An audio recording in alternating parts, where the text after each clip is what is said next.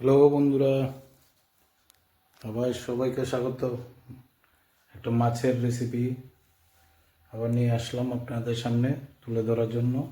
কিভাবে রান্না করছি সেটা দেখুন। মাছগুলো নিয়েছি 700 গ্রামে, রুই মাছ বড়। তারপরে সব মশলাগুলি রেডি করেছি। এখন মশলা বানিয়ে দেব মিক্সচারে। পেঁয়াজ কুচি নিয়েছি, টমেটো কুচি নিয়েছি। তার মশলাগুলি সব রেডি করে এখন তেলটা দিয়ে দিয়েছি, একটু মাছ ভাজার তেলটা। এটাতে একটু হলুদ দিয়েছি, তাই একটু কালো কালো হচ্ছে। হলুদটা দেওয়াতে পেঁয়াজগুলি ছেড়ে দেব। পেঁয়াজটি ভাজা হয়ে গেলে মিক্সচার করা গ্রাইন্ডারটা ঢেলে দেব।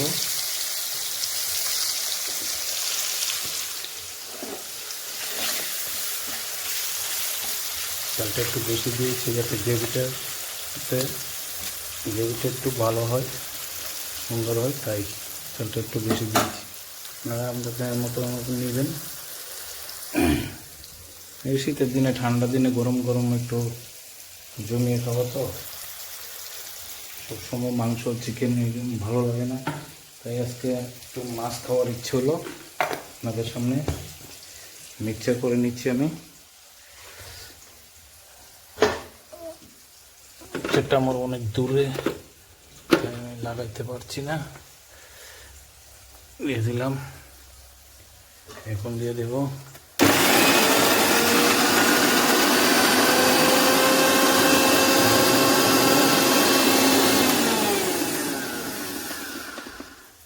জল লাগবে।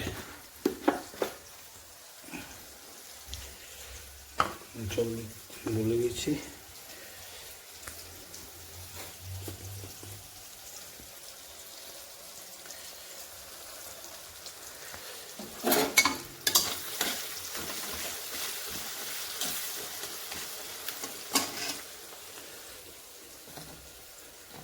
কাশ্মীরি মির্চি গুঁড়োটা দিয়ে দিলাম।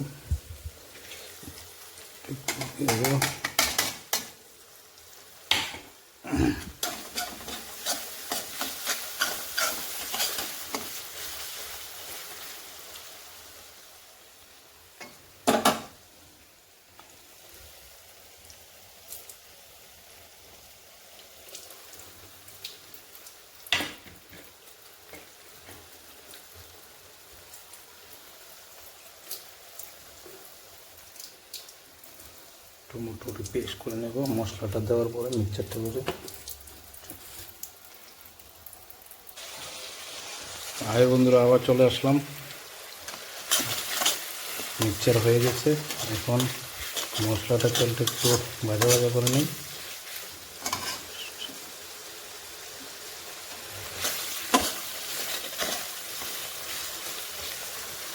মাঝে মাঝে একটু একটু আপনাদের সামনে তুলে ধরি, যেটাও পারি।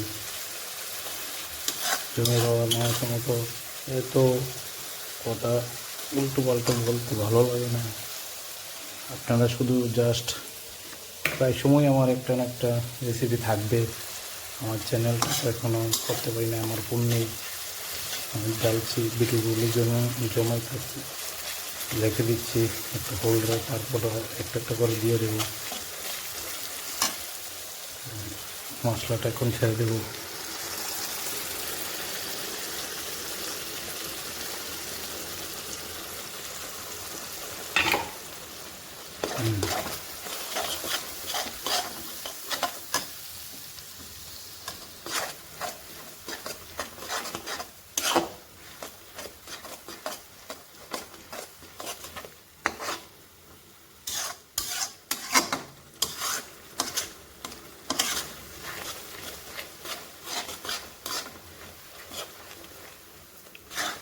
সুন্দর কালার হয়েছে।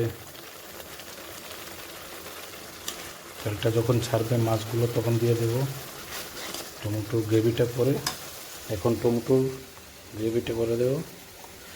দেখুন কীভাবে দিই, পাশে রাখবেন, একটু সাপোর্ট করবেন নতুন নতুন নিয়ে আসার জন্য। মাঝে মাঝে অনেক দূরে যাব, পাহাড়ে বন্দরে অনেক কিছু মানুষকেও কিছু রান্না করে ফ্রিতে খাওয়াবো। এটা আমার উদ্দেশ্য আছে। আপনারা যদি পাশে থাকেন, কিছু অর্থ সঞ্চয় করতে হবে, তা জোগাড় করে নিই। আমার পয়সা ছুটি টাটি নেই, বাবা কিছুদিন আগে মারা গেল, তাই এটার জন্য বেরোতে পারছি না। আপনারা একটু সাহায্য করবেন, আমি যাতে বেরোতে পারি। আপনাদেরকে কিছু একটা উপহার দেওয়ার জন্য আমি চেষ্টা করব। তাই অনেক ডিসিশান নিয়েছি, দেখা যাক কতটুক সাপোর্ট করেন আপনারা।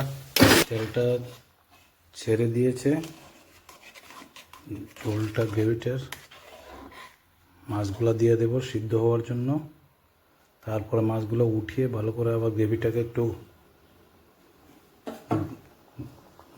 ঘন করব, মানে বেশি পাতলা রাখবো না, একটু ঘন করবো। মাছগুলো দিয়ে দেবো।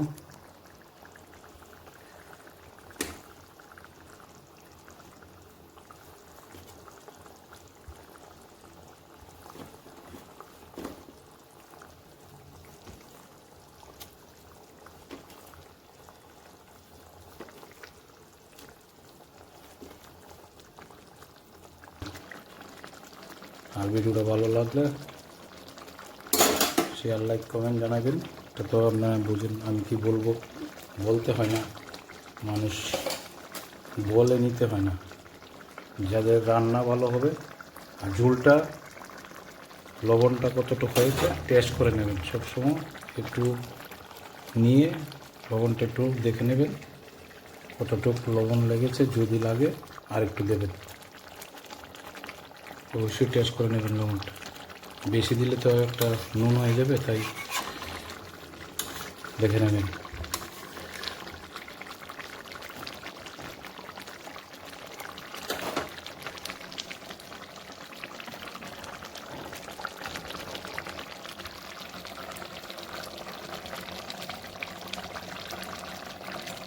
তেলটা দেখছেন উপরে কেমন করে আসলো, আসা তো দেখি যাবে। মাছের ঝোলটা, রুই মাছের ঝোলটা ভালো হয়। আমারটা তো একটু নুন লাগবে, আমি নুন কম দিয়েছি। বন্ধুরা আবার চলে আসলাম, আমারটা নামানোর, মাছের ঝোলটা নামানোর টাইম হয়ে গেছে। তাই এখন কয়েকটা কাঁচামরিচ, চিরা, লঙ্কা দিয়ে দেবো, বাস। ঝালটা বেশি হয়ে যাবে। ধনিয়া পাতা দিয়ে দিলাম, এখন নামিয়ে নেব। তাই ভিডিওটা পাশে থাকবেন, লাইক, শেয়ার, কমেন্ট জানাবেন, আরও বেশি বেশি করে যাতে ভিডিও দিতে পারি। ভ্যারাইটিস ধরনের খাবার আশা রাখবো আপনাদের কাছে, কীভাবে দিতে হয় তুলে ধরবো। আপনারা আমার পাশে থাকবেন, অনেক ভিডিও দেবো রান্নার। আমি অনেক পিঠা, অনেক যে কোনো জিনিসের পিঠা, রান্না, মাছ, তরকারি, মাংস, ডিম থেকে ধরে কারি, অনেক কিছু বানাইতে পারি। আমার একটা রেস্টুরেন্ট খোলার ইচ্ছা আছে, দেখতে কীভাবে করতে হবে সেটা একটু ট্রাই নিচ্ছি। আমার দোকানগুলো কমপ্লিট হোক, তারপর আমি একটা রেস্টুরেন্ট খুলবো। আপনাদের আশীর্বাদে যদি পাশে থাকেন তখন অর্ডার করে খেতে পারবেন।